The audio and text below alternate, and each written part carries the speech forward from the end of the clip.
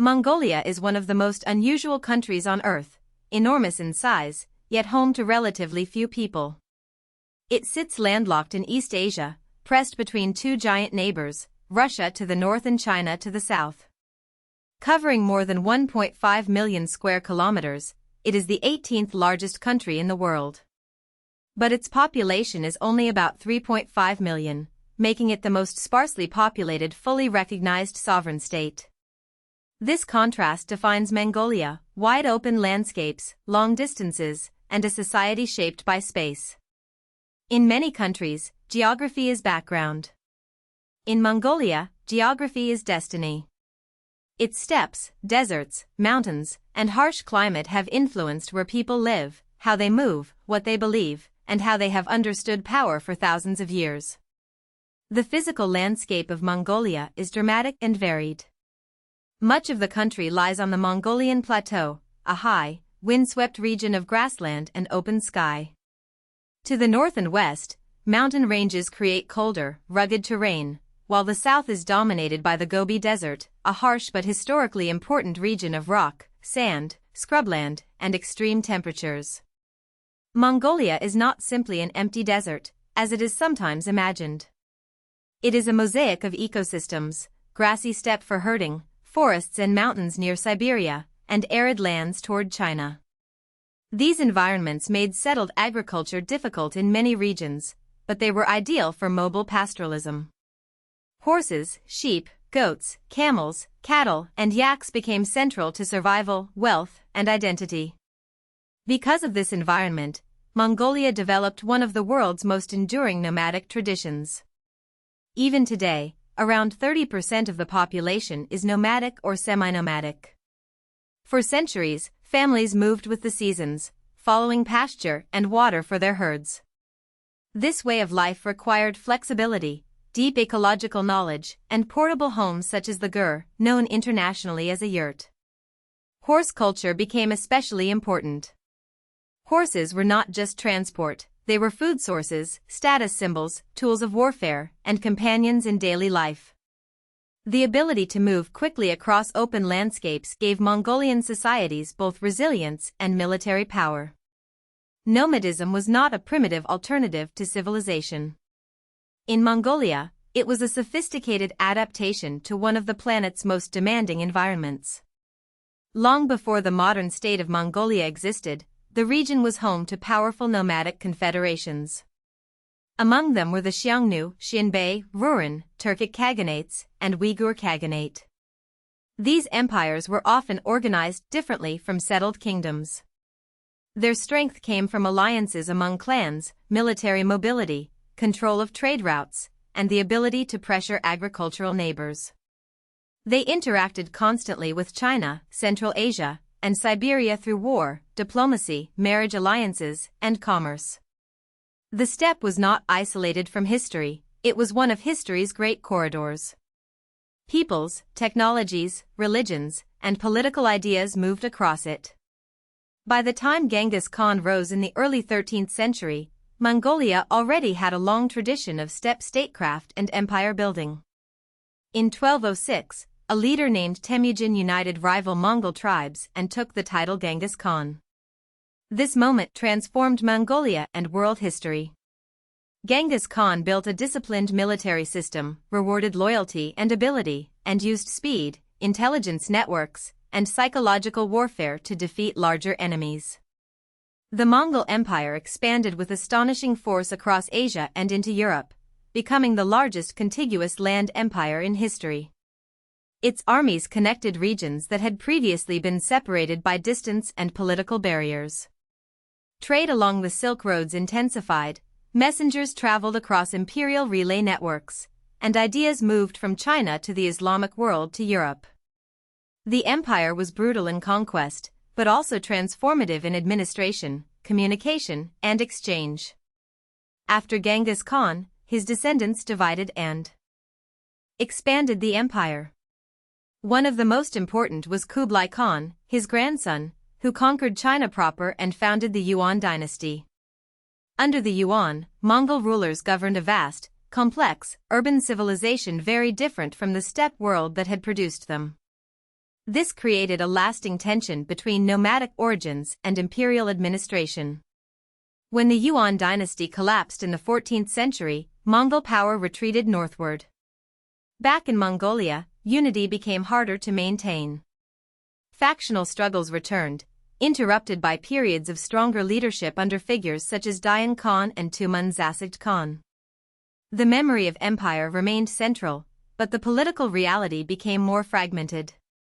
Religion became another major force in Mongolian history. In the 16th century, Tibetan Buddhism spread widely through Mongolia, reshaping culture, education, art, and political legitimacy. Monasteries became centers of learning and authority, and Buddhist leaders played important roles in society. By the early 20th century, almost one-third of the adult male population were Buddhist monks, an extraordinary figure that shows how deeply monastic life had penetrated Mongolian society. Buddhism did not erase older traditions, including shamanic beliefs and reverence for nature, but it added new institutions and a new spiritual language. Today, Mahayana Buddhism remains the majority religious identification, though a large portion of the population also identifies as irreligious, reflecting Mongolia's modern and socialist-era transformations. In the 17th century, Mongolia came under the control of the Qing dynasty, which ruled China and expanded deep into Inner Asia. Qing rule tied Mongolia into a larger imperial system and shaped borders, administration, and political life for centuries. But in 1911, the Qing dynasty collapsed, creating an opening for Mongolian independence. Mongolia declared independence that year, though its status remained contested by the Republic of China. Actual independence was achieved in 1921, with Soviet support.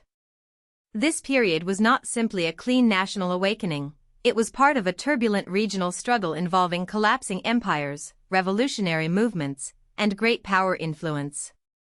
Mongolia's modern statehood emerged in the shadow of both China and Russia.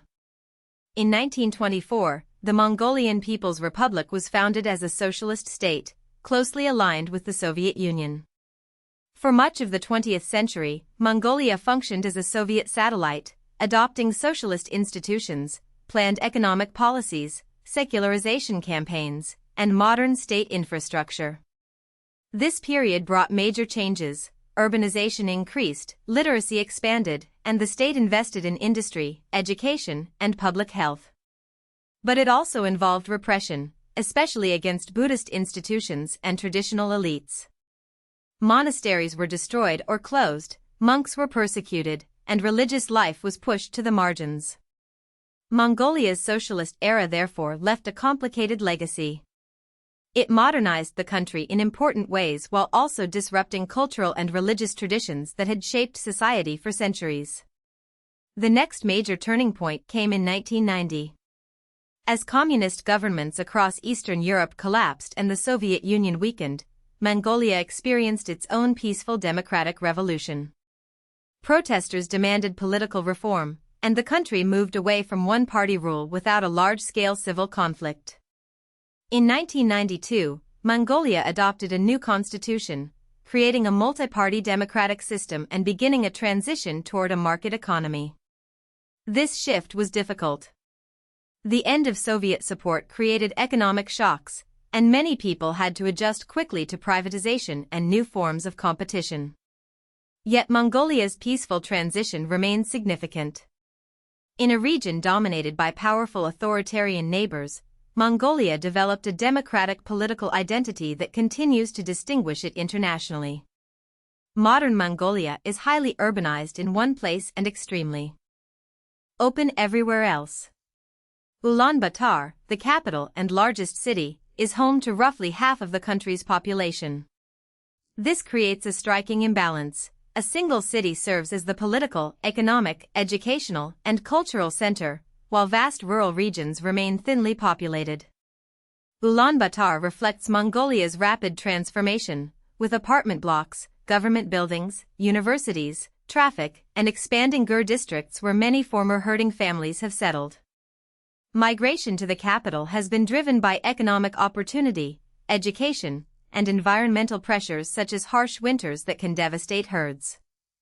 The result is a country balancing urban modernity with a powerful rural memory and continuing pastoral life. Mongolia's population is mostly ethnic Mongol, but it also includes important minority communities. Around 5% of the population consists of Kazakhs, Tuvans, and other groups, many concentrated in the western regions. Islam is the country's third largest religious identification, especially among ethnic Kazakhs. This diversity adds another layer to Mongolia's identity as a meeting point between East Asia, Central Asia, and Siberia. Internationally, Mongolia works to maintain independence through diplomacy. It is a member of the United Nations, the World Trade Organization, the Non-Aligned Movement, the G77, and other organizations, and it is also a NATO global partner. Surrounded by Russia and China, Mongolia often pursues a careful third neighbor approach, building relationships beyond its immediate borders. Mongolia today is a country of contrasts, ancient and modern, urban and nomadic, democratic and geographically constrained, sparsely populated yet historically enormous in influence. Its past includes the largest contiguous land empire ever created, but its present is shaped by quieter questions: how to protect nomadic traditions, manage urban growth, preserve fragile environments, and maintain sovereignty between two great powers. The open steppe still matters, not just as scenery, but as a foundation of national identity. Mongolia shows that a country does not need a huge population to have a huge historical footprint. Its story is one of movement, adaptation, empire, survival, and reinvention beneath one of the widest skies on Earth. If you found this helpful, please like this video and subscribe for more explainers.